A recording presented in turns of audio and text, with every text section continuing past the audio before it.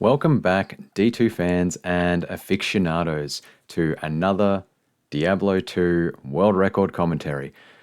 This time we're going to be going over BokserKabaty's Amazon Hardcore Normal Players 1 world record. It's 1 hour 41 minutes. It's been standing for quite a while, and there's some really interesting stuff in here. So I haven't watched the full run. I'm looking forward to seeing it, commentating as I go, and let's step across to it now.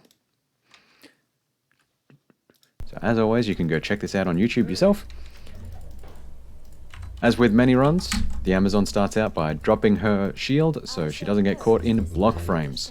Now you don't want to get stuck blocking and getting caught in kind of a stun lock situation where you're getting hit by enemies, you're going into a block animation, and then you come out of it, you get hit by another enemy, and you go into a block animation, and then you come out of that and get hit by another enemy and get into a stun animation. So dangerous to be wearing a shield, and honestly it doesn't really hurt you that much in the early game. Useful for when you're playing Hell, don't get me wrong.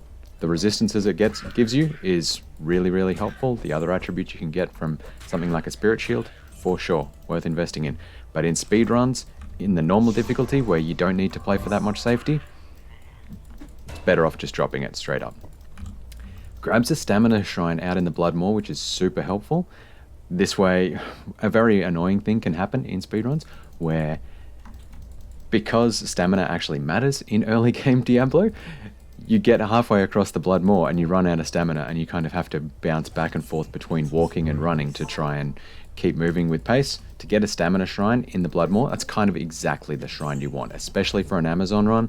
Things like experience shrines, you're not coming across unique monsters that often, you're not getting the bonuses there. Skill shrines, kind of useless. Boxer here is complaining that he's a bit dangerous with only one stack of jabs, which is unfortunate. Grabs another town portal there, that could be useful for later. He is doing a tricky thing here where he's managed to swap cast the normal jab animation for a throw skill. So swap casting, for those who are uninformed, is a frame perfect trick where you use weapon swap as well as change skill buttons at exactly the same time to swap the animation, the skill animation that the game uses, for another skill. So it looks like he's using the attack skill here, and actually I think he is at the minute, but if he goes back to using long range throws, we'll see it again, where it looks like he's just doing a jab, but he's actually throwing the javelin, and it's just not actually showing on the screen because the animation is swapped. And you want to do that because certain animations are faster than the others. Picks up some throwing knives, which is good for gold. Handy to have that fire shrine way back there. Even though it took away half his health, it also took away half all the monster's health, and that can save a lot of time in killing things. Heavily investing in dexterity because A, that increases the damage that you will do with bows, which is going to come in later in the run, when I believe he will be switching to a strategy using Exploding Arrow, as well as just increases his chance to hit. The Amazon is a very melee focused, or physical damage focused build in the early game up until you get to level 6. And increasing your chance to hit gets you through up to that level 6 stage much faster. Picks up an Eagle Orb. Unfortunately, it didn't have any... buys back some jabs, that's pretty nice. Unfortunately, the Eagle Orb didn't have any plus to sorcerer skills in there, which could have given him some really good gold. But overall, he got a reasonable amount. He can buy a few mana potions and a couple of stamina potions, which is going to be pretty handy here. He's got a couple of spare town portals in case he comes across an experience shrine on the way that he doesn't really want to pick up. And he's got a shrine here right next to the waypoint in the Cold Plains. So if you actually look at the way shrines are coded within the game, Cold Plains is actually one of the most likely places for an experience shrine to appear. So to have a shrine right next to your waypoint that you can basically check every time you save and exit the game, that is really helpful. Picks up an experience shrine. That'll give him 150% XP for every one of the enemies he's killing. And you can see here that he's killing enemies that have the word minion underneath them. And that means that effectively, there we go, good, I just needed to say that. Those enemies that have the word minion next to demon there, or next to undead, or even just minion plain, they give 500% XP. So 150 times 500% is basically, for every one of those enemies he's killing, that's as good as killing 7.5 other non-minion enemies. So really worth his time focusing on them, and that's what you will notice in any Diablo speedrun. He's come across here, he's a little bit concerned that the exit that he saw to the next area there was a bit too close to the corner. So if the exit is directly in the corner there, it will be going to the burial grounds, and you don't want to waste your time going there. It's just Bloodraven. She's useless in an any percent run. You just want to be going straight through to the stony field. He's gone down to the cave to see if there was another boss group there that he could quickly kill. Grab some vitality just for safety. He's chancing it, and yes, it is the stony field. So you could see it was slightly a bit further away from the corner than what you would see with the burial grounds. Probably a good tip for anyone doing Project Diablo 2, where you farm the burial grounds a fair bit with Bloodraven to get keys and that kind of thing. The exit to the burial grounds is in the corner. It's right nestled in the corner. It's nowhere near the sort of edge there. So, yeah. Comes across to Rakanishu. Always going to kill Rakanishu. It's pretty safe. There you go. He's doing the swap cast again. That's working pretty nicely for him. As you can see, there's no actual javelins flying across the screen.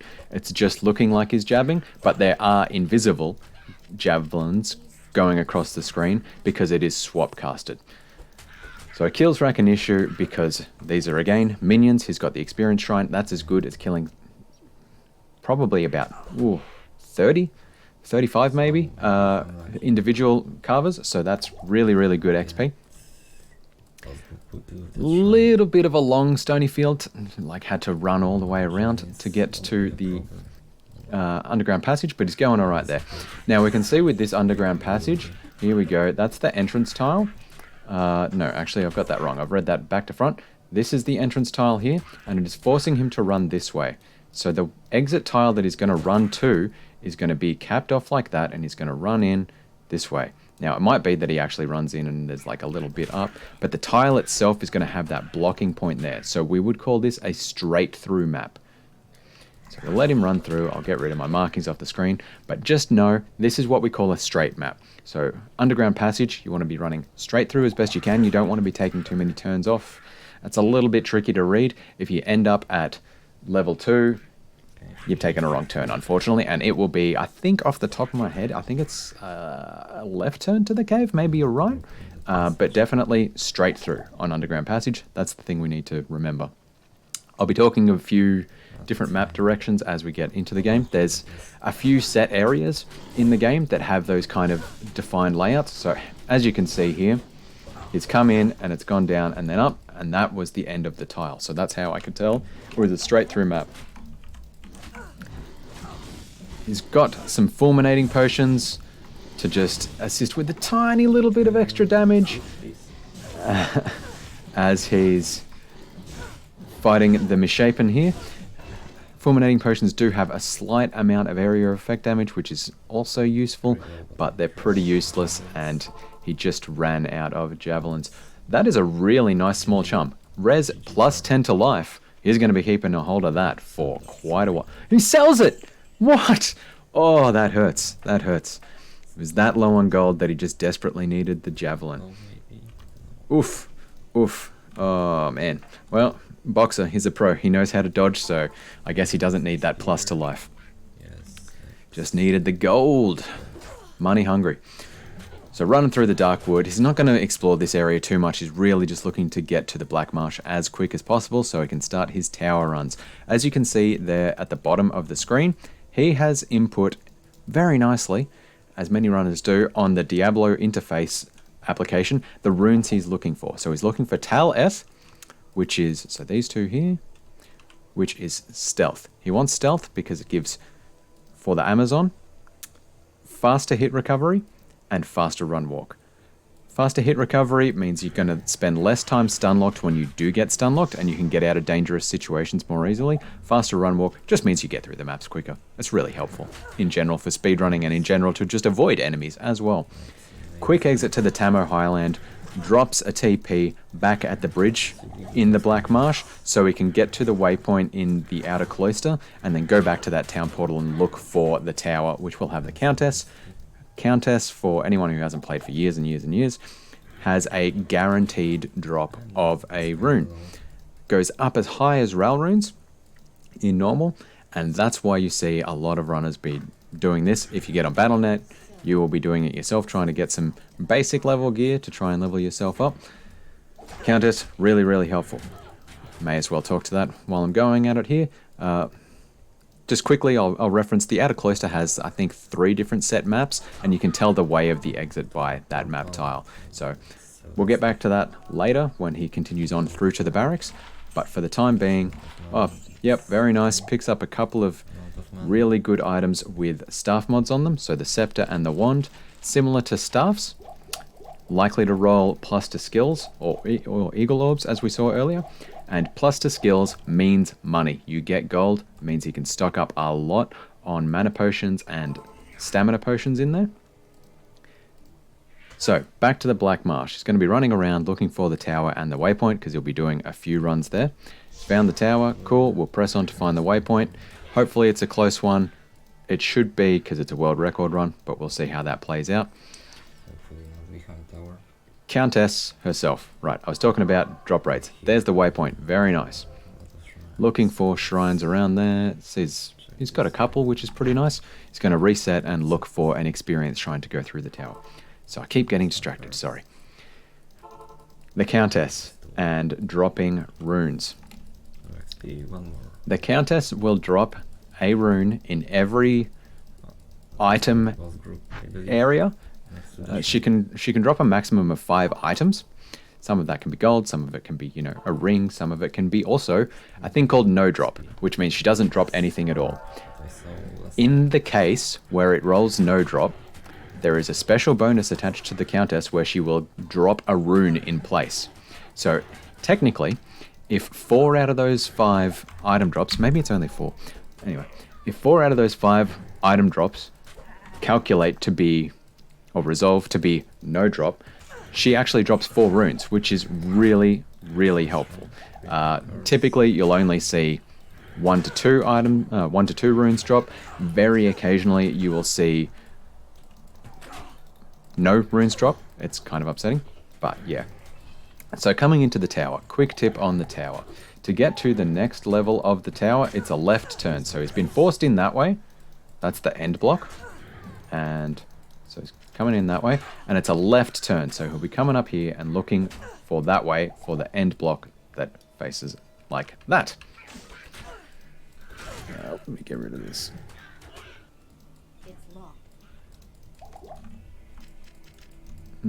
Okay. Cool. So pushes on through to level 2. Similar thing here. What? I need a key.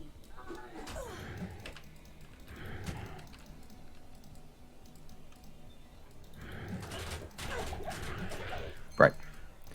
So we've resolved that. That's nice. Cool. So similar thing here. Left turn, you can see it's kind of an L shape there, which is nice. Now, why was he so desperate to get an experience shrine? Well, first of all, XP shrines, as noted earlier, give you 150% XP. The other key thing to note, he was desperate for it before coming into the tower because the tower has like a 90% chance of rolling a boss group on every individual level. So he's going to be going rapidly through 5 levels of the tower here to get to the Countess. That's 5 boss groups. Typically boss groups will have around 5 monsters in them. 5 times 5, 25. Times 5 again, that's as good as killing 125 monsters, even without the XP shrine. Bang an XP shrine on top of it, and that is another 60%. So it's like 180 something percent, the equivalent of killing 180 monsters, which is amazingly good. That's why you want the XP shrine coming into the tower. You're doing really, really well if you can get to the bottom of the tower before you run out of that XP shrine. They only last, I think it's 120 seconds, maybe 150 off the top of my head. But yeah, comes into the tower. That's why you really want to get an XP shrine running in, because it helps you get your experience very quickly. Luckily, he's gotten to level 6 before the tower. You really want to do that if you're running a Amazon, because it gives you this poison javelin skill. Your dexterity doesn't matter as much anymore, but also it is just, it is much more damage than throwing individual javelins at enemies. Like, that is just so frustrating. So he's run down to check out, picks up a tower rune. That's a very nice drop for the start. Waits for the chest to unlock in case there's a ring in it or something worth money in there. Unfortunately, doesn't luck out on that front. What can I do for you? So the reason he ran away from the Countess just then was not just because there's damage over time and it takes a while for the poison to kick in and kill her. It's also because he was checking for a second boss group on that level 5. So I'm going to say there's roughly a 50% chance of there being a second boss group on level 5 of the tower, because the Countess herself is a super unique. Maybe it's a little bit higher than 50%. Maybe I'm being a bit conservative because I've been burnt in the past. But the Countess herself is a super unique, and that doesn't count towards the overall number of boss packs that can appear in a given level. Picks up a gem shrine. He was hoping for a ruby there if I think he's going for the Boazon strategy, which, as I mentioned earlier, goes into a kind of dual spec strategy later in the game with the Amazon, where you have a bow with exploding arrow. And if you have rubies or Ral runes in the bow that you are shooting exploding arrow with, the rubies or Ral rune damage adds to the exploding arrow damage in a way that doesn't really happen with other skills. So that's why he wanted to check out that gem shrine and see if he could like pick up a chipped ruby from there, basically. Alternatively, he might keep hold of it to, you know, roll some like here. wands or... Here we go. He's picked up another gem there, which is going to be handy. Oh, it is a chipped ruby as well, actually, so that is very handy. So I'm suspecting he's definitely going that exploding arrow strategy. Other reasons you might want to pick up chipped gems is so you can re-roll wands just to get money if you're running low on money to buy mana potions and that kind of thing late game, which is definitely a risk if you don't spend the time to kill Shank the Overseer in Act 5. Because potions in Act 5 basically cost 1,000 gold, you can chew through your gold like nobody's business. Ooh, find some cursed archers. This is going to be dangerous. Watch him run around and manage the enemies here. If you've played Diablo a reasonable amount, you know how dangerous archers are.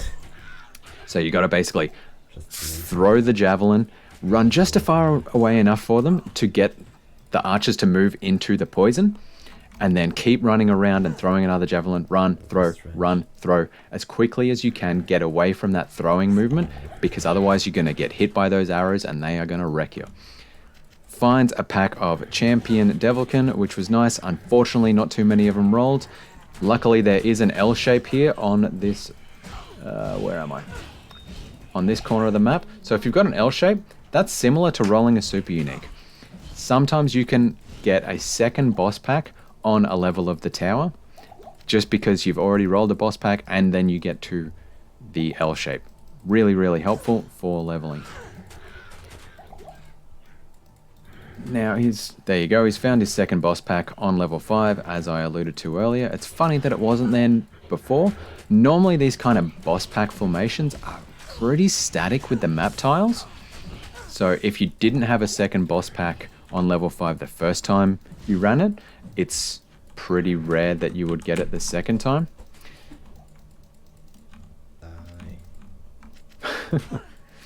Was just going for a little bit of extra damage from the fulminating potions there on top of the poison damage, because frankly he needed it and it was a different weapon type. Drops another charm there, you can tell from the sound effect.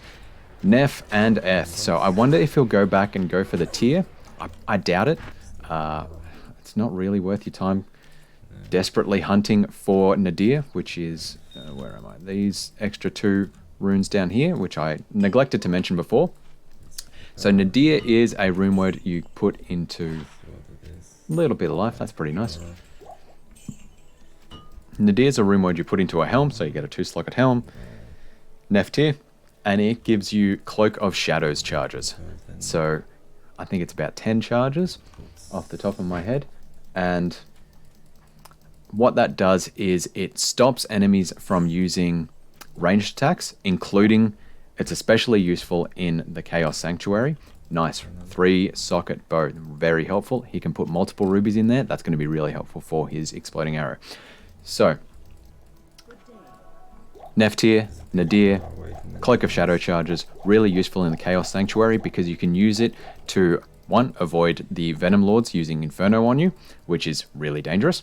And two, you can use it as a trick to get the bosses of the boss packs away from their minions in there and really get them working on, you know, just targeting those single bosses, because you don't have to kill every monster in the Chaos Sanctuary to spawn Diablo. You just have to kill the 3 bosses, Grand Vizier of Chaos, Lord Desace, and Infector of Souls. And then you don't have to kill their minions. Once they're dead and you've clicked the other 2 seals that don't generate bosses, you're done.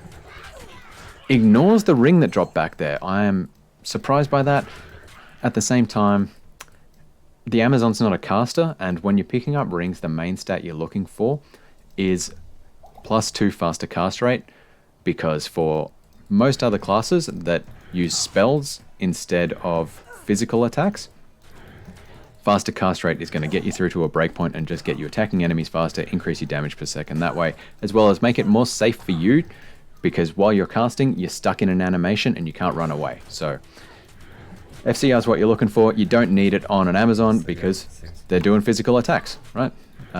You can't get increased attack speed on, well, normal level rings and amulets, so not really too concerned about jewelry unless you're going to sell it for gold. Continuing to push through here on the tower. This is the kind of repetitive part of the run. We've found an early boss pack here. I wonder if he will find the second boss pack on this level because of that L shape. And he does, he gets it. So, as I mentioned before, you get lucky with a map where it'll spawn a boss group early before you get to the L shape. You're pretty likely to get a second boss group there. I find it so interesting that he's still using fulminating potions when they are so incredibly weak at his current level. Initial damage. Drops a charm, doesn't even worry about going for it. He must be feeling pretty confident on gold. I mean, 4,000 on an Amazon. Yeah, feels about right. Feels about right. It's not like you're teleporting everywhere or anything like that. Thanks. Continuing to pump Poison Javelin just for that basic damage boost. And hitting the Countess up. Gets the tier, gets another Nephrune. Not that that's really useful for anything. It's not like he's going to be rolling blood gloves or anything like that, because he's not going to be able to get to a perfect ruby, but you know, we'll see. Can sell that There you go. He's just going to sell the runes for gold. over there. He's got to recharge his javelins, so what he'll do is he'll sell the javelins to Akara, and by selling them and buying them back, that fully replenishes the quantity. It's a little bit more expensive than going to Chassis and just repairing it for 1 gold, but it's a good, easy way if you need to buy other potions, like stamina potions, as he just did. Skill. Sure. Picks up a skill shrine, and that's going to help him kill monsters through the barracks easily enough. And as I alluded to earlier, you could tell, because of the sort of crucifix shape in the middle there of the outer cloister map, it was a straight up map, so you continue just straight through. Barracks, there's no real trick to the maps, you just got to get experience with them and know what they look like. But pretty common for there to be quite a few boss packs here. So let's see how that goes for him. Oftentimes you can find really good champion groups in here. I mentioned earlier that Let's see. boss groups, so boss packs with like regular monsters around them that have the word minion underneath their descriptor, are worth 500% XP. Champions themselves are only worth 300% XP, but any minions that come with champions, now they don't say the word minion, but you kind of just have to be aware of the monster types that spawn with minions. Those minions are also still worth 500% XP. So if enemy types like carvers show up, they also have a bunch of non-champion carvers grouped with them. Same with beetles, same with shamans. Got nothing in inventory. And you know, you get 300% XP from the regular champions themselves, but all the little minions around them that are hidden minions, they give you 500% XP. And that is why that was such an important strategy. Still is to this day with the Sorcerer strat, where you can get a specific jail layout where you spawn champions. So here we go.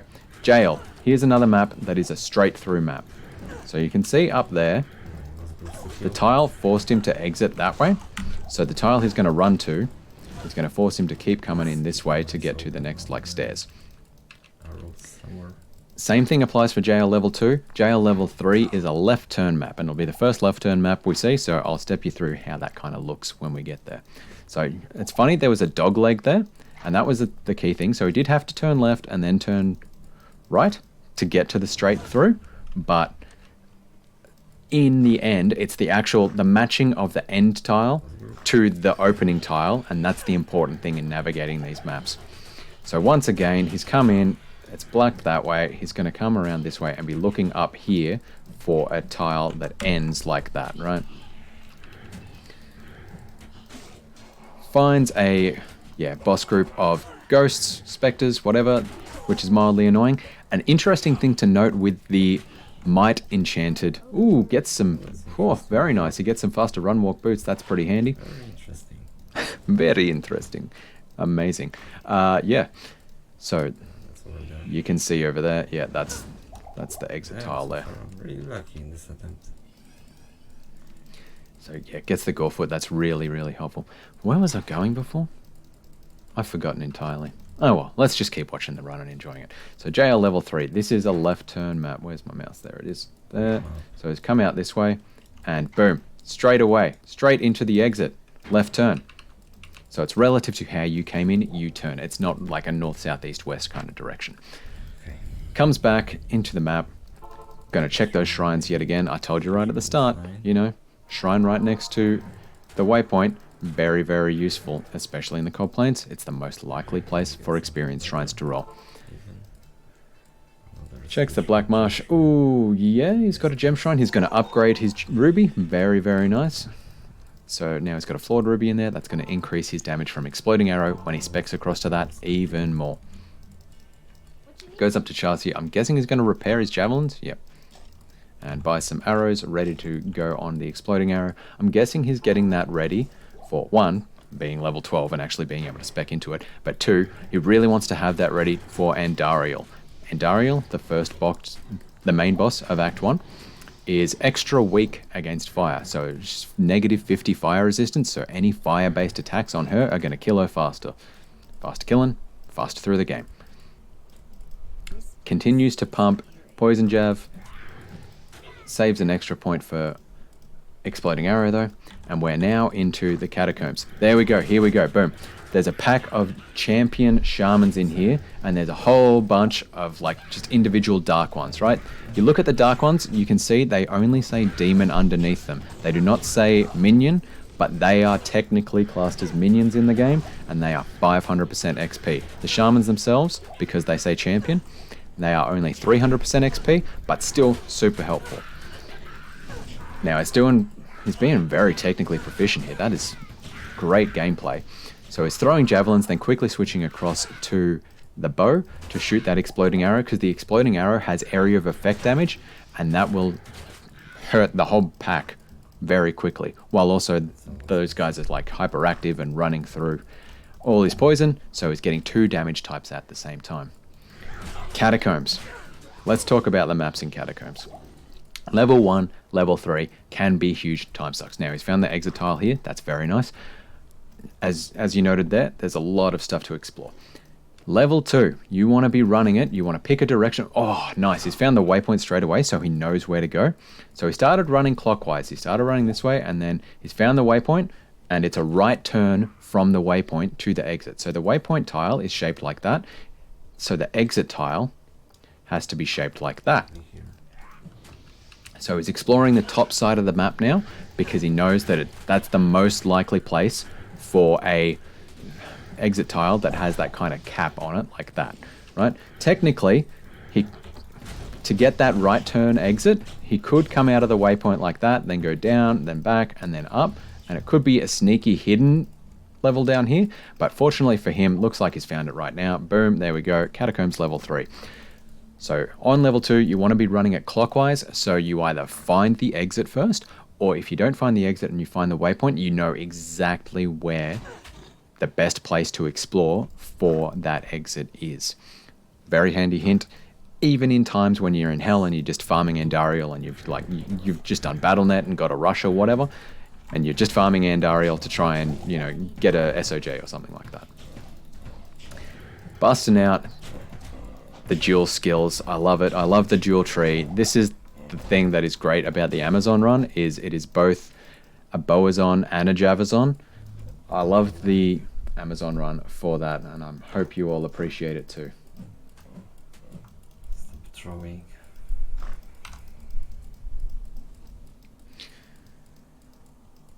So it's pushing through. As I mentioned before, Catacombs level 1 and level 3, unlike level 2, have no hints as to what the actual layouts are going to look like. So you just got to memorize what the tile sets themselves look like and run away from things that look like dead ends. So he's quickly spotted what is likely a dead end there and turned away from it. Here we go. You can see the stairs down from a reasonable distance as well. Comes through, it kills the Tainted. They're pretty likely. Yeah, they're minion groups, so it's worth his time. And then we'll just be pushing on through to Andariel. Notice there he picked up a bunch of potions, and this is a thing that I've forgotten to mention already. So first of all, you want to be targeting boss packs because they give you that 500% XP. But the second benefit to boss packs is that they are guaranteed to drop 4 potions for the boss that when you kill it, right? So every potion you drop is a potion that you don't have to go back to town and buy. And going back to town and restocking on potions is a real hidden time suck in any Diablo speedrun. The more you can live off the land, the faster your run is going to be. Now you can see that exploding arrow just wrecking Andariel. Like that minus 50 to poison res, to fire res, that's really helping out there. Unfortunately, doesn't drop any extra rubies in amongst Andariel's guaranteed gem drops, so that's a little bit sad, but whatever. We persevere. We persevere to get the world record, of course. Now, dropped a wand. That's pretty nice. That'll give him some good gold. Chucks in the sapphire. It looks like he's not going to bank on getting a ruby, so that's alright. And picks up a belt with 3 slots, so it's just faster for him to restock. So watch this little belt trick. Boom. I love it. Just that satisfaction, that whoosh, whoosh, of filling up your inventory with mana potions. So satisfying. So satisfying. Goes back, checks the plains yet again for that experience shrine. He'll be checking that basically until he gets to level 19, I'm going to posit. Runs out, past Drognan, out into the Rocky Waste. He's pretty likely to find some boss groups as soon as he gets out here. Unfortunately, unlucky, gets the cats as champions, but is lucky in the map where he gets the immediate exit. So that's awesome. So that tile actually goes like all the way out there and he's immediately gotten the exit right there. He hasn't had to explore up there. He hasn't had to go over there. That is super lucky.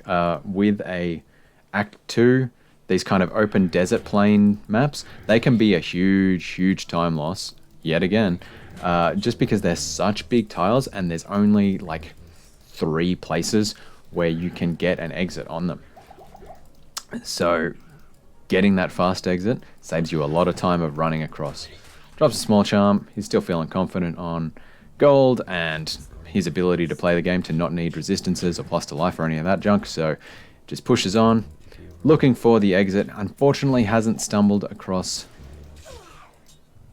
the waypoint yet. And yeah, where are we? Where am I? There we go. That's where I am. So you could see there that kind of cut in a bit there. And that's how you know that you didn't have to bother exploring up there. Because technically on this map, the exits would be there or there if they were up in that corner. So it didn't have to really run along. Finds the Halls of the Dead. That's handy. Yep, so the exit's going to be up here, right? So it's going to be up the top there. Because technically, where's my mouse? Each of the Act 2 map desert areas are kind of a square like that. They'll have an entrance like here, say, and there'll be an exit potential there, there, or there. And you'll generally be running in, going up the stairs, checking that, and if all else fails, checking that. Or sometimes you'll be really lucky and like you'll go across here and check that first and then go up the stairs. That kind of stuff. So you want to be really lucky and find the exit on your first try. He's here, he's killing Beetleburst. Beetleburst is a super unique monster, so it will drop 2 items plus those 4 potions. Really useful leveling location because he spawns with 3 minions. It's okay. Some other bosses spawn with like 5, like naturally generated, non-super unique ones will. Drops another chipped, but unfortunately it's just an amethyst, so not really worth his time. Now that sapphire that he put into his bow, unfortunately the cold damage from the sapphire won't go into the explosion from the exploding arrow skill, but at the very least, the monster that it hits will get slowed by the sapphire. Running up the stairs, still hasn't found a waypoint, still hasn't found the maggot layer. He's really banking on finding the waypoint so he can go straight into the halls of the dead. There we go. He'll go back to town, go into the halls of the dead, because the halls of the dead monster levels are like 13, 14. Like they're not. The level that he is currently at is the optimal time to go into the halls of the dead to be leveling up, basically, because any monsters that he has to actually kill will give him the most experience at this point in the game. If it was like level 15, he'd start getting penalized because there is an experience penalty for every level that you are above a monster level in an area. That's why, you start to run out of gas on your experience when you do on BattleNet doing Trav runs. So quick thing to note. Halls of the Dead and all the dungeons in Act 2 have specific map layouts. So you can see here, he's entered here and he had 3 ways to go. Halls of the Dead, it's always a left turn relative to the entrance. So he's bummed out there, it wasn't there. It's probably going to be up and across. There you go, he's found the cube up and across. It's to the left. So that's kind of the key thing to remember there. It was exactly the same for levels 1 and 2, just head to the left. It's a little bit tricky to figure out what left means in Act 2, but just remember, like, it's a T-shape, and straight on a T-shape means up the middle avenue, basically. So left turn here, comes back, checks, doesn't need the shrine, stamina, another skill shrine, 2 skill shrines. That'll help him at least get through the Far Oasis and kill all the boss packs that are blocking his way in the maggot layer at the very least. Pushing ahead, pushing ahead. Now, you will get to see after he runs back, there's another chip ruby. Alright, that's going to be pretty helpful for him. Bangs that in, and extra fire damage. So you can see there, he found the maggot layer, but he actually found the exit to the Lost City first. And this is another thing to remember, is you don't actually need to do... Oh, very nice, very nice. So, you don't have to do the maggot layer before you do the Claw Viper Temple. You can do them out of order, and that is totally fine. Unfortunately, he did not get the quick exit. I don't think he checked the right side for the quick exit to the Claw Viper Temple, unfortunately. We shall see. So he's going to be spending a bit of time on this Lost City map, running around, unfortunately. Is he going to bother fighting Dark Elder? Even if it turns, No. exit only here, and that's not possible on Lost City. Yeah, you can hear him Snakes. talking about where the exits are possible in the Lost City there to the viewers on his Twitch stream. So, just pushing through. Yeah, this is just an unlucky Lost City map. Luckily for him though, the waypoint was very close to the maggot layer, so he can go back to the maggot layer and push through that pretty easily after he does the Claw Viper Temple. Finds the Valley of the Snakes. Claw Viper Temple is another left turn map on level 1 to get to level 2. So you can see here, it was sort of had that layout, so that would be straight, and he's looking for the left side. So there's going to be a tile that ends in that kind of box to get running down to level 2. Now, he's going to be pushing to get level 17 before he gets to Duriel, because you want that faster hit recovery and faster run walk to allow you to escape Duriel's chill effect and blows and just manage him more effectively in general. So we got Fangskin down here. He's another super unique, guaranteed to drop 2 items, and we'll just be using that poison jab Trying to keep his distance so he's not getting wrecked by the charged bolts off Fangskin. Ooh, you can see there, like one charged bolt hit him and it took away half his health. Goes up, grabs the amulet. Is he going to save and quit? No, he runs back to town. He's just going to use the skill shrine, I suspect, to get through the maggot layer. Up to Trognan. Now he's allowed to walk into the palace, which is fine. So technically you don't actually need to get the Staff of Kings, and morph it to get into the Arcane Sanctuary. You can just push on through. No, he goes back and checks again for that XP shrine. So he's definitely keen to get to level 17 before Duriel. Back to the Far Oasis. I'm surprised he took that waypoint rather than the Lost City waypoint. But I guess since Far Oasis has beetles, he's happy to get the XP while he can, while he's got the shrine. So he's coming back down to do Beetle Burst again, since that's a guaranteed boss spawn. Beetles have very low HP, so they die fairly fast, and they give reasonable XP, so that's why Beetle Burst is a really good one to be targeting for your farming. Doesn't pick up that many potions, but he's got plenty in his inventory already. And running back on up to the Maggot Lair. Everyone's favorite, along with the Arcane Sanctuary, that's for sure.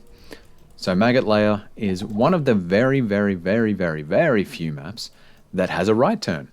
So similar to Catacombs level 2, similar to Wildstone Keep level 2, it's a right turn. So he's come in and the box is there and he's coming in this way. He's going to be looking for a turn down this way to find a box like that, to find the next level 2 there. So he's seen it there. So technically, yeah, that's it there. So it's come in and around and then back down, and that's the little box there. So it's kind of a funny level 2 that he's had to go right, left first to get the right turn, but that's the way you go. What a weird choice. I guess he's coming up here for the minions. He's got the XP shrine. Super keen to get that level up. Keeping his distance because of Cold Enchanted. You don't want to get frozen. Slows you down with Amazon especially because her attacks are attack speed based, right? Rather than magic based. If she's doing casting animations, that doesn't get affected by the chill effect, unlike in Project Diablo 2, because this is just vanilla. Okay, so we're getting down to level 2. And here we go. So just to refresh, it's another right turn. So he's been forced out that way. And he will be looking for a right turn. Find some scarabs. Unfortunately not a boss pack, so we'll just keep pressing on that front. And this is where he's doing really good damage. So I guess the point about having the skill shrine that I made earlier might not have been made that much of a difference. Like, it just allows you to kill the maggots a lot easier. There we go. Finds a boss pack of scarabs. Champion pack of scarabs, in fact. So all those other blue scarabs around that one green one, they are worth 500% XP. Shame he didn't have the experience shrine still. But that'll help him a long way. Look at that experience chunk up for every one of those he kills. Lovely, lovely. So that'll help him go a long way towards getting to that level 17 before Duriel. Getting blocked by the urns, always frustrating in here when you can't see them very nicely. And on the way to level 3. Contrary to level 1 and 2, level 3 in the Maggot Layer is a straight through map, and it is always oriented in this direction. So the end tile will always be like sort of shaped like that, with Coldworm here and the chest there. So it's going to be running up. I've never seen a wraparound map on level 3. There you go. It's over and to the right. So that's where the sort of end block of that tile is. Nice to see, yeah, with that golden chest being marked on the map, it's much easier to navigate quickly through this level 3. That's for sure. Pushing on, he'll probably pick up that scale mail just for a bit of gold, I would estimate. Unless he's feeling particularly confident. He's only got 3,000 gold. Yeah, I'd be picking up that scale mail for sure. Scale out, there you go. So those heavy armor types, so any armor type that looks like it's made of metal, they're worth really good gold. Worth your time picking those up to get through and stock up your gold, ready to buy more potions, that kind of thing. Morphs the Cube doesn't do the indirect trick. Oh yeah, because he'd already spoken to Drognan earlier, he could just run straight in. To be here. Awesome. Level 15. Goes the bottom left navigation way across to the top right. Interesting. For the harem. So normally you see a lot of runners go the top right to bottom left navigation way, exactly as he's kind of doing here. But yeah, that's interesting. That's pretty fast. Normally you can get blocked by doorways a lot that way, so I prefer the other way, but Boxer knows what he's doing, that's for sure. Pushing on through. They're pretty much static maps throughout the palace. There's like some minor changes in the doors, but level 3 is always static at the very least. Is Fire Eye here? No, so he's just going to push on through to the Arcane Sanctuary. That's why he ran past the portal a little bit, hoping that there would be another super unique boss monster right there next to the portal called Fire Eye. He's fire enchanted, so he probably wouldn't be too keen to fight him. But, you know, a little bit of cold res, bit of energy, that'll help him out with his mana management. So I can He's just tripped up, checking the shrines, so he knows that he's got an experienced shrine, 2 experienced shrines even. So that's pretty nice, that'll help him level.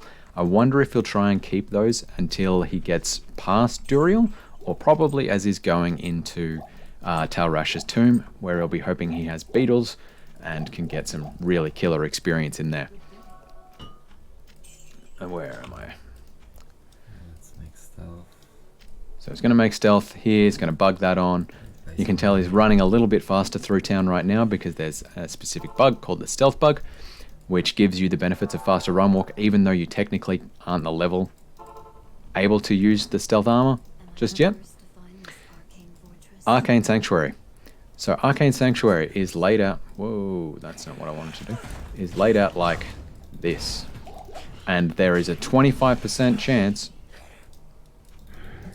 for each way of being the right way, the exit way, the way with the summoner that you can then get all the way to the Valley of the Kings. Now, unfortunately, what that means is it's complete RNG when you come into the map.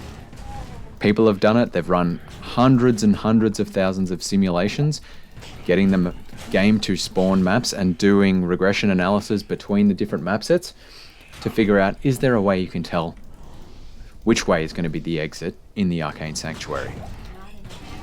You know, if you do a chain of like 3 dependencies, is there a pretty reliable way that you can tell, you know, if I have to turn right on Catacombs level 1 and then in the Hall of the Dead it happens to have the exit tile with an up and to the left, and then, you know, Maggot Layer is in the bottom left side of the Far Oasis, then it means it's going to be the top right in the Arcane Sanctuary. That doesn't apply. That's not real. People have looked for those kind of correlations and they just don't exist. It is pure RNG, whether you get a first, second, third, or fourth way in the Arcane Sanctuary, unfortunately. So it can be a big time suck if you are unlucky enough to not get a first way, but he has been lucky enough to get a first way. So you could tell there, when he was coming up, there was a little zigzag in the map, and that zigzag tells you that you're on the first way. So that will help a lot with that world record time, especially with the Amazon, who has to kill so many enemies to get through. It's not like the Sorceress, you can't just teleport. Her skills are kind of weak, so it's not like the Paladin just throwing hammers around, and you don't have Vigor, so you can't dodge the enemies quite as easily. I missed which tomb it was, but it must be the one, yeah, over here on the far right somewhere. And just, yeah, still looking for that last half a level to get to level 17, so his stealth is effectively working before he gets to Duriel. Another left turn map here in Tal Rash's tomb, so he's going to be looking for an exit block that ends like that. The thing with Tal Rash's tomb is the exit block is always like a windy thing like that. So that's what he'll be keeping an eye out for on here. I'm kind of confused that he didn't go back to the Cold Plains to pick up that XP, the extra XP shrine he had.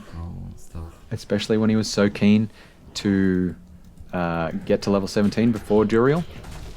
Maybe he just forgot about it, I'm not sure. But at the same time, he wasn't lucky enough to get beetles in the tomb. He's gotten ghosts and ghouls and skellies, which is just annoying.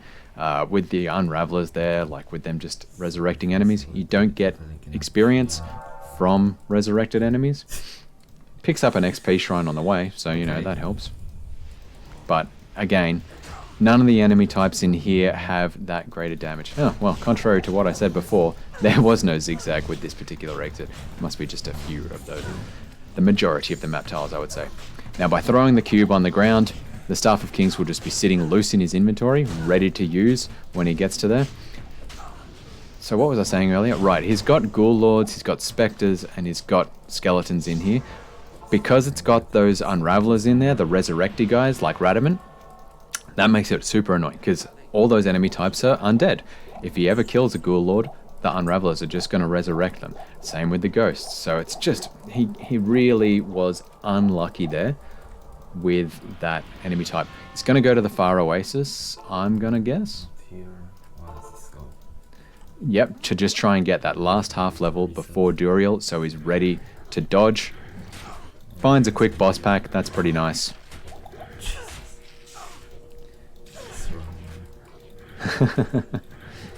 Yeah, because faster hit recovery for Duriel, so important. Unfortunate for him that he hasn't managed to, you know, pick up a faster hit recovery belt or something. But we'll see how that goes. Amulet, he doesn't have one of them yet, may as well pick it up, why not? Just in time. Charge bolt, useless. It's not really, yeah, it's just going to be gold for him basically. Alright, he's doing the swap casting strategy. So you saw him using swap casting at the start of the game to swap cast his javelin animation throws. He has just used what is to me the craziest swap casting strategy, which is he has bound the spell of identifying an item to a key, and he's going to swap cast with that to fight Duriel. So he's getting that in, and yep, so he's swap cast his exploding arrow with that identify thing, so he's not getting slowed down by the chill effect. Because identify item is a spell and not an attack, it is using the casting frames and doesn't get impacted by the chill effect by Duriel. So while it looks like he's just, you know, mimicking casting an open town portal, or if you've ever used Enigma on a Amazon, it's the exact same animation as using teleport, but it's actually doing the attack of exploding arrow right now, which you can tell from the like little fireballs that are hitting Duriel. So I think Bender was the one who came up with this strategy, and God, I love him for it. It's ridiculous. It's great. I think the first time he tried doing it, he was using whatever the skill is that the rogues have that makes your attack rating improve on hitting enemies. And it was super annoying because the sound effect on that is so loud. To change it to ID, it's just funny, for one, and it's a lot quieter for two, so I appreciate it. Gets the Duriel kill. One thing I forgot to mention there, which you definitely noticed, was there was a little area, so there was like a pillar there, and Duriel was running into the pillar but couldn't hit him. He just ran back behind the pillar, and it is such a hidden spot. It's like a glitch spot for Duriel. Amazing for the Amazon to be able to hit that spot straight away. Goes up, talks to Joan. Very handy little optimization there for time to drop a TP straight in the palace and come back to Mashif rather than run all the way back across town. Gonna replenish his town portals. Didn't fix his jabs. I'm interested in that, but that's alright. Gonna buy some more potions here at Ormus. Still doesn't have a helm. Doesn't really have any good rings. He's got that one that gives him 16 cold res. Still doesn't have a good amulet, so he could be doing better on gear. That is for sure. That is for sure. Spider Forest. Each of these 3 jungle areas has 3 little offshoots in them. One has nothing in it, one has the waypoint, and one has the actual dungeon with the quest item you want to get to. So you want to be really lucky and just roll it with the quest item dungeon first and then not have to explore the other 3. We'll see how that pans out for him. Similarly, in Act 3, the maps can be quite confusing. So what you can have is, commonly you will see it goes from Spider Forest to Great Marsh to Flayer Jungle and then through to Lower Karrast. What can happen though is you get lucky in a speedrun sense and you get the skip, so you don't actually have to go through the Great Marsh. It can be that the Flayer Jungle itself directly connects to the Spider Forest. So you sort of have the Spider Forest coming up here, and then you have the Great Marsh coming off here, and then you have the Flayer Jungle coming off here with Karrast up here. That's the one you want. You don't want to have it where it's like Spider Forest, then Great Marsh, then Flayer Jungle, because that's just a huge time suck of extra running all the way through the Great Marsh when there's nothing of quest use in there. Honestly, even the experience in the Great Marsh isn't great. Flayer Jungle is where it is at for experience in Act 3. Pushing on through. Bokser, once again, he's great in terms of how he's managing to navigate this and just keep the information in his head without having the mini-map up, overlaying his run. Like, kudos to him for that. I genuinely couldn't do it. So it's come in here, and you can see there is no waypoint in here, so strong chance, yep, boom. He has found the Spider Cavern, which is the quest item area, first. So that is very nice. There's, I think it's like 4 different specific layouts for the Spider Cavern, and this is the worst one. So he's had to come in, and oftentimes you can just run straight down and the chest will be there. But what he's had to do instead is come down and around and all the way around to here, where the chest will be. The chest can also be there in some areas, but this is the specific map where he has to do the long run. So unfortunately, he's gotten the long Spider Cavern layout. Maybe you'll be routed past a few different Flame Spider boss groups, which will help him get up to, level 20, which he needs to get in order to beat the Ancients or fight the Ancients and get the quest for it. So always you're pushing for experience in these Diablo runs. You just got to get to level 20 and then you basically don't want to kill anything after that. Pushes through, picks up that. I wonder, yeah, he's going to pick up the Unravel ahead, hoping that it has some +2 necro skills on there, so it'll give him some more gold, and then runs all the way back after he's picked up Kalim's Eye. And this is the pain. This is the pain of this long Spider Cavern layout, because you have to run all the way back again through that big windy maze.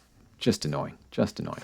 But, lucky for him, he didn't find any of the dead-end offshoots in the Spider Forest. And we'll see. Maybe he'll get a... Oh, is he going to pick up the breastplate? No, he leaves the breastplate behind. Interesting. Is he going to get the Great Marsh skip? He's got a lightning shrine here, so if he has to go through the Great Marsh and there's souls there, he's not going to be too concerned with that. Does run into this little offshoot area, and he's kind of hoping that there is a connection through from this particular area straight through to the Flayer Jungle, and it's to the Great Marsh. So he's just going to go on straight on and explore the Great Marsh. Hope that it goes straight through to the Flayer Jungle at this point, and that there wasn't a skip and he isn't wasting all his time running through the Great Marsh.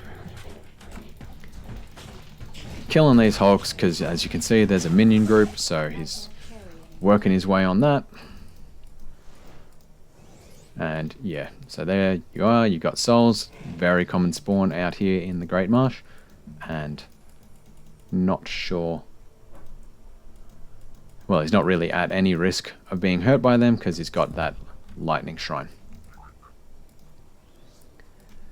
But again, he's not really fighting any enemies here, it's just a time suck to run all the way through this. Fortunately, he does have those Gorefoots, so he's got faster run walk, which is pretty nice. Champion group, he's blocked anyway, so it's probably worth his time to hit them with that. He does have knife dudes, So that's pretty nice. He should be able to get... Yep, he's got the blue dudes. So that will give him some nice experience here in the Flayer jungle, which will get him up to level 20 pretty quick. Doesn't even bother identifying the helm before he sells it. Might have lost a little bit of gold on that front, but you know, he'll be right. He's going back to the Black Marsh. Going to pick up that experience shrine he left behind before. Probably a waste of half a second there, because he's not going to get any experience from those goat goos. He's going to go to Farah, repair his equipment, and push on back to the Flayer jungle to get that XP. Minor misclick there. So he'll just be throwing jabs, running forward, throwing jabs, running forward, throwing jabs, running forward to get that experience from all these little dudes. Look at them all. Look at them all. They're just going to... We're going to be hearing that sound a lot as they all run through the poison ticker. Finds the Gidbin first. That's again a lucky one to get straight to the dungeon area rather than hitting a waypoint or hitting the nothing sub area of the Flayer jungle. And fortunately for him, yeah, by getting that connection through from the waypoint to the Great Marsh, he did skip a good portion of the Great Marsh. While it was a bit of a time sucker, it wasn't as bad as having to run through the full area. So that's pretty nice. He's dropped a TP back there at the Gidbin area. Leaves the small charm. I'm not going to swear on this thing, but for anyone, go check out Indrek's stream and just put in the command !charm and you'll get a feel for the feeling of Bokser's sentiments towards that charm right there. Okay, so pushing on through. He's dropped a TP way back there at the Gidbin fire. What he's going to be doing right now is pushing ahead up into the Kurast areas, hoping that he finds a waypoint on the way to either the sewers or will push all the way through to Travincal after the sewers to go back to the Flayer jungle and do the dungeon there.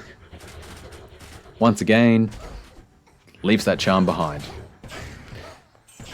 So you can see here, like, the enemy density is phenomenal. Picks up a great axe. That is the first time I've... Oh no, goes the helm. That makes a lot more sense. So enemy density here with the little blue dudes is phenomenal. He's not wasting time with a bunch of shooters or anything like that. And they're given pretty good experience. He's already almost up to level 19. And he's looking pretty set to be level 20. Probably just as is in the Chaos Sanctuary. So as I alluded to earlier, there is experience penalties associated with... Oh, there you go. He's gone into this little sub area, potentially looking for more monster groups, but probably hoping for the waypoint so he could go back to the Flayer jungle rather than having to explore Kurast. So as I mentioned earlier, on experience penalties, you get an experience penalty when monsters are significantly below your level, ramping up to be, you know, once you're 10 levels higher than the monster level, you basically get no experience from them. Similar thing with monsters above your level until you hit level 25. Now, because this is a normal run, we're never going to go above level 21. So when you get to Act 4 and Act 5, you're going to be basically getting no experience from monsters. So you want to get all your leveling done by the time you're at the end of Act 3, because monsters in Act 4 are pretty much all guaranteed to be over level 25, so you're getting an experience penalty early for them all, and quite a fair few of them will be above level 30, so you won't get almost any experience from them whatsoever. So that's why it's important to be managing your experience to be level 25 before you get to level, get past Mephisto, basically. We're in the Flayer dungeon here. This is another left turn map. Hopefully you've got the directions layout by now, but that's kind of what it looks like. Similar thing with Flayer Dungeon 2, so it's coming in that way. He's going to be looking for a left turn that way. And then level 3 is one of, I think, 4 or 5 static map layouts, which the trick is to just generally run the opposite way to the one you think you should run, or like a noob would think they should run to get to the chest. and run all the way around the outside edge. There's only one map layout where that doesn't apply, and we'll see if it's it here. So there you go, there's his left turn. This is the map I was talking about, the one that where it doesn't apply. So this is kind of down that way. Static map layout. You get pretty used to these things. Now, because this one isn't like as full of walls, that's how I could tell straight away that this was the zigzag layout for the Flayer dungeon rather than the run around the edge layout. Not bothering with Witch Doctor and Kidu because he's fire enchanted, and Bokser's main source of damage is Exploding Arrow, which is fire. Get some good res on that ring. Unfortunately, it was predominantly poison res, so ouch. But yeah. One thing I love about the streamer layout that he's got rocking here is he's pointing out his key stats here. So he's got faster run walk, 45. He's got faster hit recovery, 25. Faster cast rate, 25. Doesn't really care about the faster cast rate, but faster run walk, that is helping him a lot coming from that stealth and from those Gorefoots. So boom, loving it. He's also pumped a whole heap of stats into Dex, more than you would normally see. Just because it's the Amazon, you want that for making sure the arrows hit, pretty much. And yep, just killing Stormtree here with him being yet another super unique. You know, we'll drop a couple of items, could be worth gold.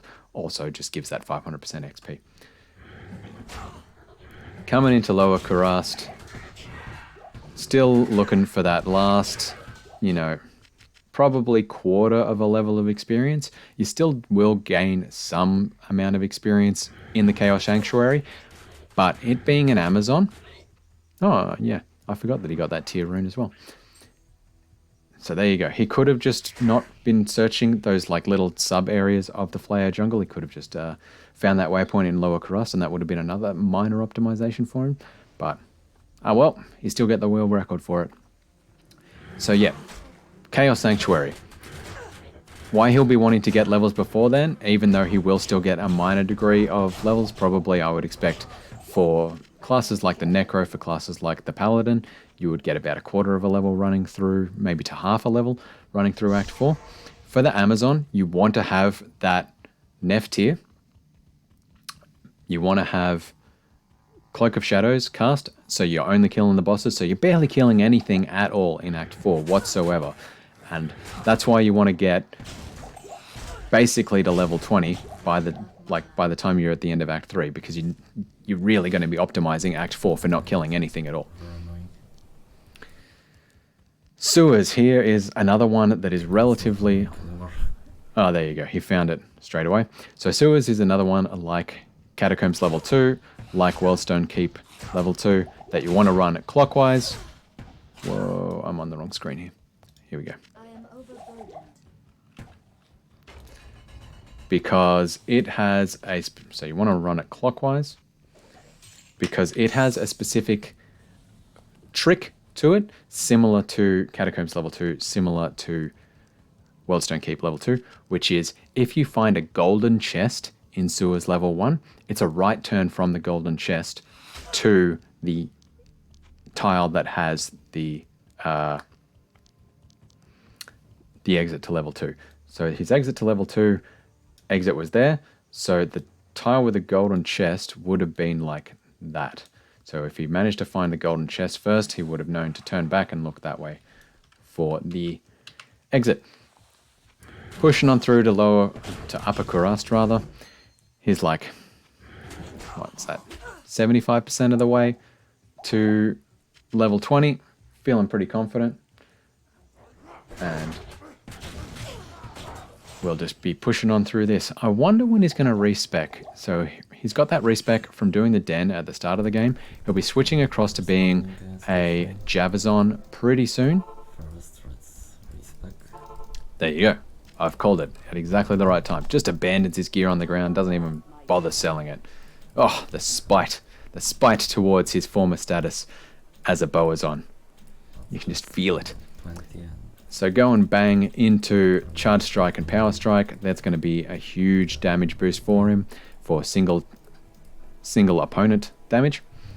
Probably going to be banking on finding a skill shrine out in the Cold Plains or Black Marsh as well to just boost up his damage even more, and is now farming Chassis for that 2. So there you go, he's just mentioned skill shrine, he's onto it.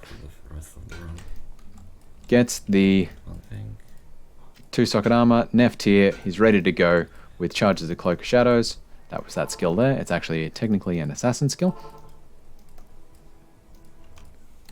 And now he's resetting, looking for that skill shrine. So just as I called, really wants that. He is smashing that world record pace. Look at that time up the top left. So where am I? There I am. Look at that time there. 6:39. 6:39.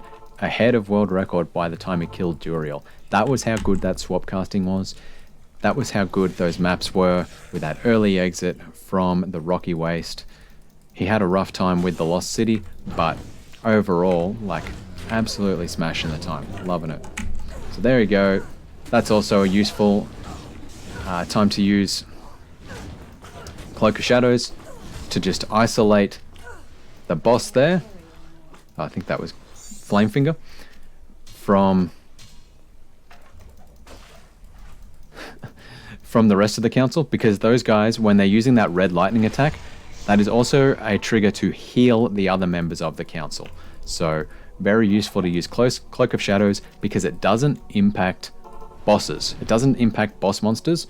So all the little minions around them, the regular guys, they're going to just be like, oh, where'd he go? Where'd he go? I've been blinded by this Cloak of Shadows. But the actual bosses themselves are still going to be on it, and they're going to be chasing you down, and that way you can just target them individually to drop Kalim's Flail, to be able to kill them individually, to trigger Diablo spawning, so on and so forth.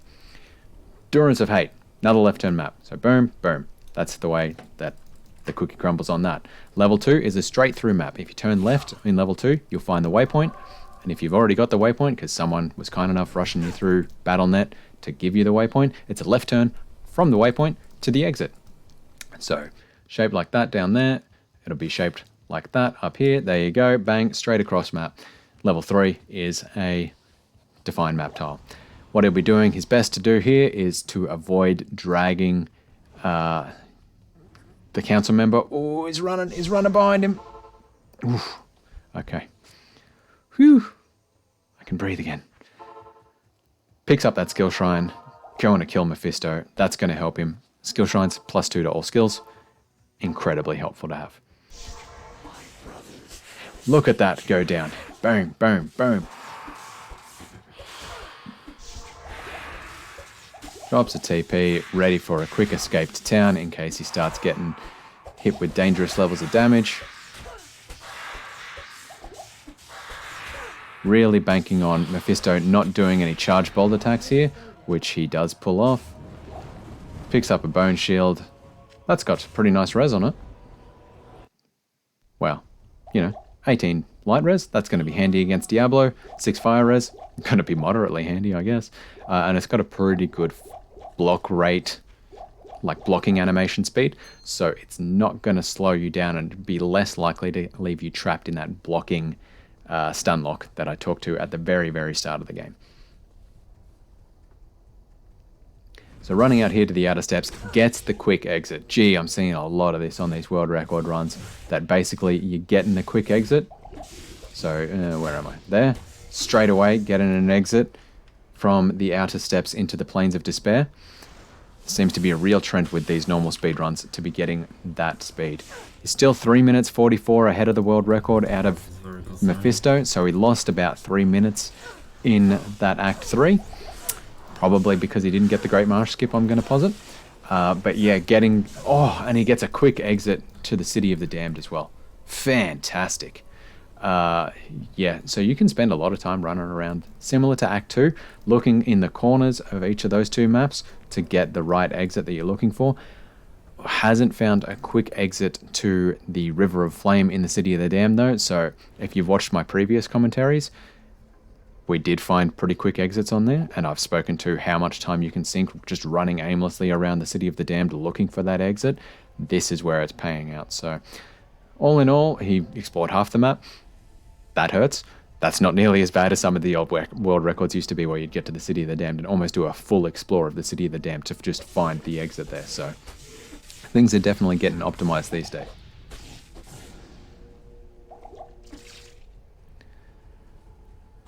Alright, let's see how quick this River of the Flame is. So it's pushing on through. Hasn't got too bad a boss pack, enemy pack spawns here. So what you don't want on the River of Flame is Goreberries, because they can get you with their knockback attack and just leave you stun locked, and it's very dangerous in, like, these corridors aren't quite as narrow as, say, the Maggot Lair or the Arcane Sanctuary, but with a lot of enemies around, as you can see, he just got blocked in there. It can still be pretty dangerous, and it takes a pretty good level of skill to be pushing through to get that. He's just spending a little bit of extra time there. I suspect he's a little bit worried about his experience. Yep. Drops the Cloak of Shadows just to stop everyone from chasing him down. Suspects that that's a wrong turn and is heading back the other way. Probably is thinking that the Hellforge is over that way, so he's turned back the other way, looking for a continuation. So unfortunately, this is kind of a long River of Flame map. Picks up another skill shrine, that's going to be helpful. Yeah, compared to some of the other world record runs we've seen, this is a very long River of Flame map. Sinking a lot of time into here. Lucky has got that skill shrine to help him just kill enemies and get him out of the way fast. Did make the correct call with regards to that by being the Hellforge, so that was pretty clever of Bokser on that front. And now we're into the end game. Pushing up the River of Flame. Let's see how quick he can get through. Going up the outside edge. He probably knows the tricks about watching for the explosions in the fires as to when you should go right versus left. And is coming on through. Really spending extra time on that? That's interesting. Super keen to get that last iota of experience in here. So is he going to be pushing through and just targeting the bosses since he still has that tiny bit of experience to go? Like, I'm surprised he's spending his time on Stormcasters at all, to be honest. Yep, just wants to keep his distance from those Doom Knights because he doesn't want to get decrepified. Fortunately, these days, they got rid of Iron Maiden back in patch 1.10. We're running on 1.14 now. So don't have to worry about that Iron Maiden really wrecking you like it did back in the day. But do have to worry about being decrepified and that slowing you down, as well as getting hit by those ice bolts and that chill effect slowing you down as the Amazon. Because, yeah, he hasn't got his swap cast on. So he's going to be looking for the best effect that he can get.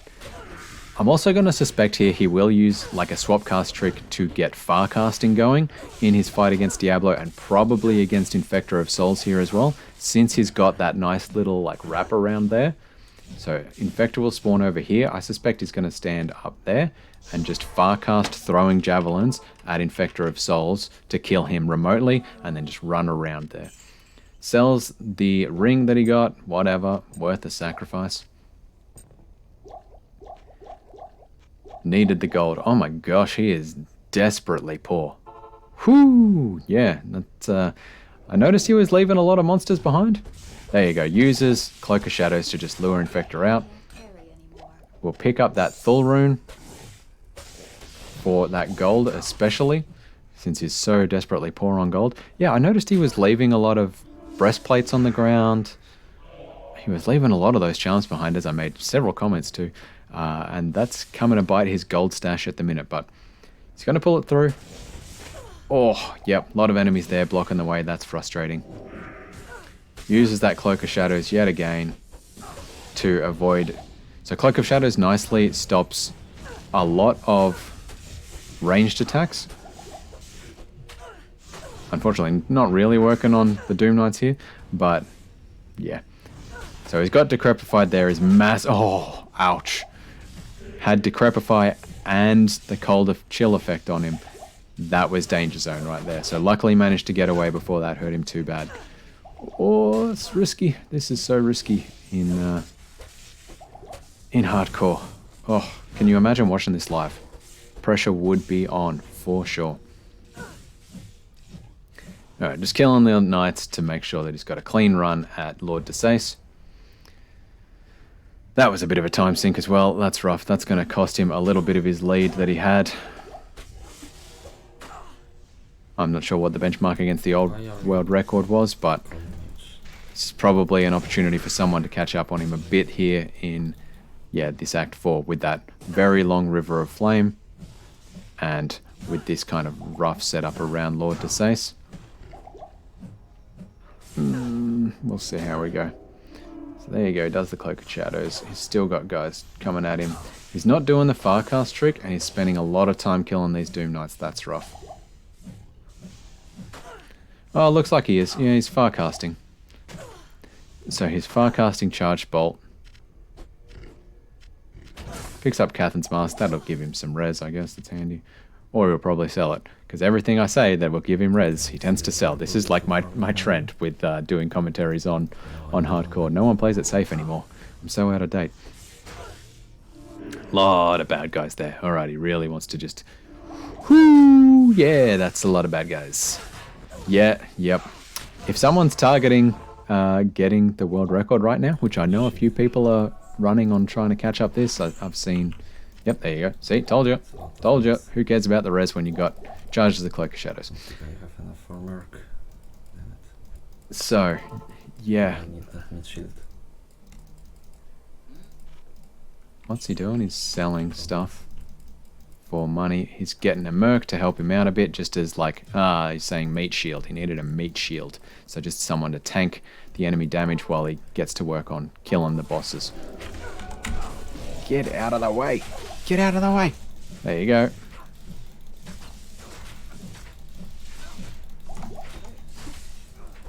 So he's got his mercenary there. When you heard the mercenary say thanks, that's him using shift and 2 to give him a healing potion. Unfortunately it wasn't enough, but it did give him a bit of a safety there. Is he going to be able to get this Doom Knight out of the way and just be able to get through that little gap while he's got his Cloak of Shadows running? Gets his level 20 at least, so that's something. Oh, this is a rough chaos. From the massive lead he has, I'm gonna guess that the previous world record to this didn't have the quick exits from the outer steps and the Plains of Despair into the City of the Damned, and equally had a challenging Chaos Sanctuary, because this is rough and he's still got a huge lead. So, and he's almost up to spawning Diablo. So he's played this incredibly well. But I dare say anyone who's targeting this world record now will be hoping for a really clean Chaos just to help them catch up on this front.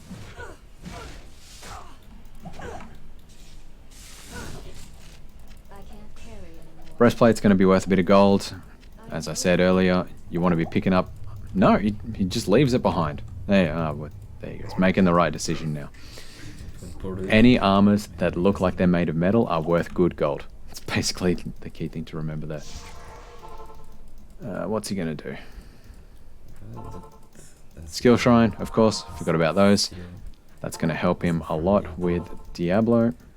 Is he going to Farcast? Yep, he's Farcasting. He's going to try and get up into this little corner bit here. So he'll lure Diablo out to say there, and he'll stand behind this pillar here and Farcast, and the Farcast still works even behind pillars. There you go, you can see it. So Diablo can't hit him with a lightning hose or with that firestorm, but he can still hit Diablo. It's beautiful. It's a thing of beauty when it comes to a combination of skill and using the glitches that are available in the game. Some speedruns you watch with glitching, I mean, it's a technical feat for sure, but it's still, I don't know, it doesn't inspire me as much as the use of swap casting, Farcasting, and these kind of navigation tricks, I suppose they are. So, yep, reloads all his belt full of those potions so he can pick up every item here that he possibly could need for gold, because he's just so poor. So luckily, Diablo was very kind and dropped some good armor, like a good shield, good armor, and yeah, things just worth a lot of gold, things made of metal, basically. And that has helped restock his gold levels quite a bit, quite a bit.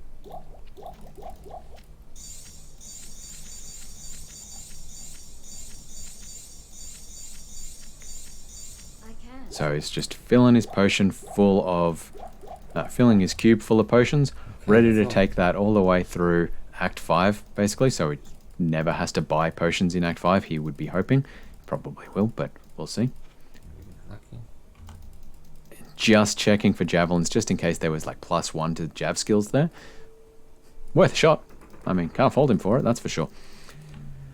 So he'll be carrying that cube all the way through to the Ancients and probably just dropping it on the ground there when he's run out of potions.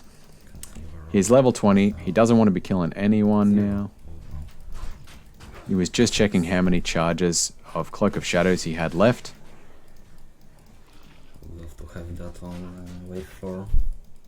And just musing to himself that he really wishes that he had the Cloak of Shadows charges to use in wave 4 against Bale. This run, I wonder, I'll look this up right now, as is just running through the plains there. How old is this run? Because if he's musing to himself about doing wave 4, I suspect that this was before we had That's wrong. the real technique down for wave skips. Thanks for that. So give us a look at your profile, Boxer. When did you get this record? Advantage. Should be enough. Amazon a year ago. So yeah, this was, wow, that's even more opportunities for people to catch up on this run too, because we've got the wave skip technique these days, the glitch that got uncovered or really refined, I would say, in late 2020. So the concern around not having Cloak of Shadows charges to use against wave 4 would not be as big these days, because there's a glitch that I'll talk about when we get to the throne room that can allow you to skip that. Unfortunately, I was too busy doing research there to see whether he killed Shank the Overseer or not. Just as a hint for anyone, killing Shank the Overseer, not only is it a good farm spot for item drops, that kind of thing, but it is also, it makes vendor prices get cut 50%. You don't even have to talk to Larzuk to get that. So potions cost way, way less just by doing those 20 seconds, maybe 10 seconds of extra time to kill Shank the Overseer, which can save you a good amount of time in not having to go back to Act 4 to buy potions from the Act 4 vendors who don't have the ridiculous markup, which can quickly add up to your time over and above what you'd save by not killing Shank the Overseer, especially when you're trying to manage your gold. Like if you got heaps and heaps and heaps of gold, like if he was running and he had 60k gold right now, definitely wouldn't worry about Shank. He's pretty stoked on potions already, so maybe he'd be feeling pretty confident on that front anyway, but just a thing for people to watch out on. If you ever want to, replicate these runs or take hints from watching speedrunners in your own, BattleNet adventures for sure. Pushing through, gets the Farcast on the wall there, which was pretty nice because it fell down by the time he ran through it. No time lost on that front at all. Oh, listen to that music. What a wonderful piece. And coming up to the Glacial Trail. So the thing to note with Act 5 maps is Crystalline Passage, sorry. They are all turn left maps. Now this one looks tricky because it looks like he's entered facing that way, but the actual map tile itself is like that. So that's the whole tile, and it's actually exited that way. So the left turn means it's going down here. Tricky tile, one thing to watch out for newbies, that's for sure. Left tile here on left turn again on the Glacial Trail, so the tile was shaped like that. He's coming out here, and boom, there you go. There is the left turn. So it's all about the tile shape. It's not where the door is on the tile, it's the actual tile itself defines the turn style for the exit. Running straight across the frozen tundra, he'll get to the Ancient's Way soon enough. Has managed to not really use any of his potions yet, which makes me feel pretty good that he shouldn't have killed Shank. And we'll just drop that cube, or use his potions out of his belt, and then restock as he's fighting the Ancients. And yeah, just drop the cube on the ground. Sacrificed to the gods at the top of Mount Ariat, that's for sure. So yeah, as I mentioned earlier, not interested in killing any enemies at this point, just wants to dodge them all because he's not going to get any experience from them, and he only needs level 20. Exactly the same entrance tile as from the Crystalline Passage here on the Ancient's Way, so it's going to be a left turn. He exited facing that way, or entered facing that way, so he's going to exit facing with the tile going this way.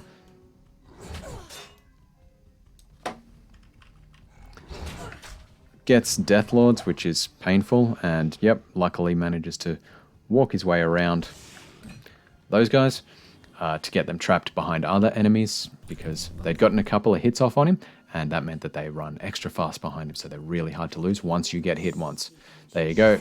Cube is sacrificed to the gods at the top of Mount Ariat in prayers for the world record. So you can see there, back in Act 4, he still ended up 2 minutes, like gaining 2 minutes on the world record. Combination of Skill Shrine, combination of those fast maps in the first couple of areas in Act 4 really paid off for him. Still a rough chaos though. So now we're at the Ancients. Let's see how we go. Absolutely wrecking face on Korlik. He's got Madok trapped behind that pillar, so... or he's just in the range where Madok's throwing axes are actually hitting him. Yep, he's behind there now. Killing Talak.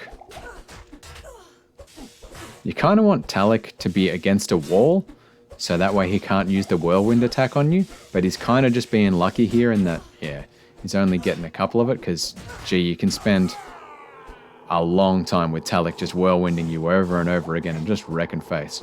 Now he's got the Farcast rocking on Madok. With Madok behind the pillar, he can hit Madok with that skill swap trick glitch, but Madok can't hit him while he's behind the pillar. That's a funny little hack that pays off pretty nicely. Looks like Madok has spawned... so each of the Ancients actually technically spawn wearing gear, and Madok's taken quite a bit of time here to lose health, so it looks like he has spawned lightning resistant, which is rough. Is all I can say to that. So a way you can tell that he's farcasting, look down here. So that entire time when he was throwing those javelins, that count of javelins to be thrown was never going down. So that's a great way to be able to just check that he had that glitch working effectively. Worldstone Keep. Fortunately, the maps here are fairly easy to read. Bleh, doesn't even need that Nadir helm anymore. He spits it on it. Because the tiles are pretty recognizable. You spend a lot of time here, and if you've spent time, you know, being the runner for a group doing Bale runs on Battle.net, you know it all too well. Yeah, fortunately they're fairly easy to see. They've got that big red hint as to where the next level is, because level 1 and 3 have no defined like map direction. Level 2 is exactly the same as Catacombs level 2, as I have mentioned several times. You want to run it clockwise, as he's doing right now, because it is a right turn from the waypoint. So if he finds the waypoint, he'll know which way to go to get to the exit, but fingers crossed he'd actually just find the exit first. Running along. Look at all those mana potions. That's how we run speedrunning these days, everybody. You don't have health potions. Thank goodness that they brought in mana potions from vendors back in version 1.10. That's for sure.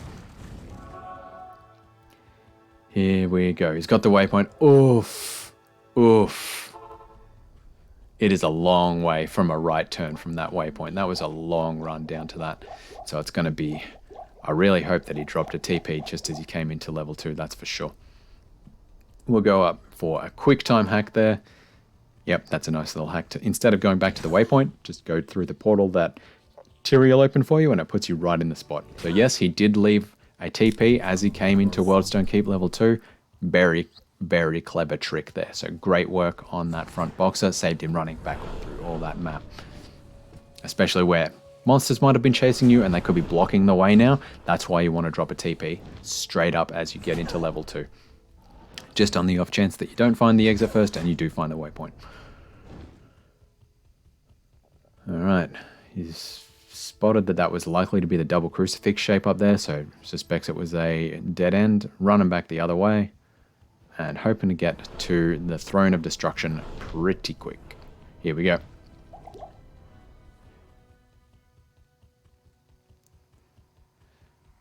So what spawns has he got in here? He's got Deathlords, that's a bit rough. Fortunately, their HP isn't too high. And Harpies again. So once again, their HP isn't too high. They are both ultra high damage enemies though. So that is a concern. So those flying red balls, they can strip your health like nobody's business. And same with those Deathlords. Once they get those frenzy charges going, they will wreck you. So danger zone here. I mean, it's not quite as bad as having undead, a whole bunch of undead around, especially back in the day before we had wave 2 skip. So if he had ghouls, if he had Stygian dolls, the bad thing that can happen with those is the unravelers in wave 2 can respawn them, like resurrect them, and you can spend a whole heap of time killing more and more monsters on wave 2 if you don't get the wave skip off, or if you don't do wave skips at all. So while this is super dangerous, at least it's not going to be a huge time suck for him. He's a pro, he knows how to manage monsters, and he's keeping his enemy management pretty nice. Oh, that was actually a pretty empty throne room. Like there was, 6 monsters in the throne, and there were none tucked away in the back corners, so that's pretty handy. Not a bad spawn at all. Doing the Farcast on Colenso before killing all the little dudes, just to be optimal in saving time. That gem will be worth a nice little bit of gold if he starts running low on potions, that's for sure. I suspect he is going to run out of potions at some point.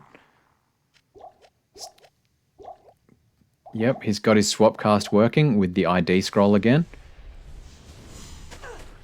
So because these guys are cold, he wants to be using the casting animation instead of the throwing animation for the Farcast, because that way he won't be impacted by the chill effect on his Amazon, whose throwing animations are determined and would be slowed down by that chill effect, whereas casting animations are not. So while the Amazon's cast frames are usually awful, like she's got one of the slowest casting animations in the whole game, because it's not impacted by the chill effect, still totally worth using the swap cast in this particular case on wave 2. Quarterstaff, that's going to give him some gold to sell. And it's just going to lure these guys out, I suspect. So here's the thing to note. Where am I? So over that line there, that one there, once the monsters are past that, they are as good as dead to Bale. He considers them dead, even if you haven't killed them. So once they're all out of the throne room, past that line, he will spawn the next wave. He'll be like, oh my god, all my guys died. I can't actually see them. I need glasses. So you just want to lure them out there. He's gotten rid of the main boss. He's luring them down here. Oh, that's rough. So I mentioned it earlier, and you can go watch my Paladin speedrun commentary if you want to get a true look at it. These days we have a technique in speedrunning called the wave skip. So if you have a frame perfect trick where you walk into the room for 1 frame and then walk out when Bale was about to spawn a wave, he actually thinks, like the game programming thinks he spawned the wave without him ever actually spawning it. So what you do is you run down out of the room past that line that I drew earlier and count to I think it's 7, and then run up just past the line in the room for 1 frame and then run immediately out, and that gives time for Bale to start casting his spell to summon all the wave, but it doesn't complete the animation and you actually skip the wave entirely. So that's a thing that could have paid off for a person trying to challenge this speedrun in the future, and I'm sure we will see it whenever this record inevitably falls. But for now, let's just bask in the glory of Bokser managing these Venom Lords even without his Nadir that he just threw on the ground. He threw it on the ground! The day after my birthday is not my birthday, Mom. Wait, no, I'm getting songs confused now. Anyway. Panic. He's panicking! Alright, so now he's just luring these guys out exactly as he did with Wave 3. You can't tell which one is the boss, and all of those minions around the boss have like a leash to the boss. So you really want to make sure that Lister is following you out in particular, and he's not staying back in the room, because if you get a couple of minions out, but don't get Lister with you, the minions will just walk back to Lister, straight back into the room, and it's not what you want. So you really want to make sure that you're getting Lister out, and that can make those minions of destruction very dangerous. All right, here we go. We're up to Bale. He'll be doing a lot of far casting here. Doesn't want to have that shield on because these tentacle dudes, they can be hitting him, and he doesn't want to be wasting time in a blocking animation, exactly as I talked to at the very start of the run. Doesn't really need the extra like res or anything from it anymore. He's all good on that front. If anything, it'll just be a little bit of extra gold that he can sell if he has to travel back to town. That's unfortunate that Bale walked out of the frame. So if he walked out of the frame and he had kept that right click down doing the throwing animation on Bale, then he would still keep doing damage even if he was off screen. But because he had to stop and attack the tentacles there, he lost that target on Bale, and so had to walk back around the corner and get a bit closer to find Bale again and use the far cast on him. Get it up and running. Oh, he's being really aggressive with these festering appendages. That is unfortunate. Alright, we're just chipping away. Nothing fancy. Didn't bother with the skill shrine on Bale, which kind of surprises me, but at the same time, as you saw before, he had that, what is it? Blood curse or something like that. So see that little explosion going on over the top of his head there? That one? That would take away his skill shrine, so it's not really that worth the time going back to the Cold Plains to get that skill shrine, as he had done with Diablo, as he had done with the Ancients. So yeah, that's why he didn't bother with the skill shrine as much as it would help his damage. The like 3 attacks that he'd get off before he got cursed would not be worth the extra time spent going back to Act 1 and then going all the way to the waypoint and that kind of thing. So there we go. Oh, we didn't even get to bask in the glory of it. That hurts. That hurts my feelings a little bit. What a run by Boxer. Like, let me just say. Whoa. Whoa. Let's go back. Let's go back to Boxer. And let's just see when we could find the last of it. So that was pretty good. What a run, as always. Kudos to you, Boxer, for getting that world record. It's been up there for a year, even with all the techniques that we've found ever since. I hope everyone enjoyed this run. As you can tell, like these speedrunners, they know how to do it. He didn't keep a hold of any of like the charms that he found along the way. He never had a good helmet, never even had any gloves, only had 1 ring. Like, what a run to be able to get through hardcore that well, hold on to the world record with all the different like little optimizations we've found in the last year. Fantastic. Hope you enjoyed the run, everyone. Do check us out on the Affix podcast and check out the other videos for my world record commentary. Thank you very much. Have a great day.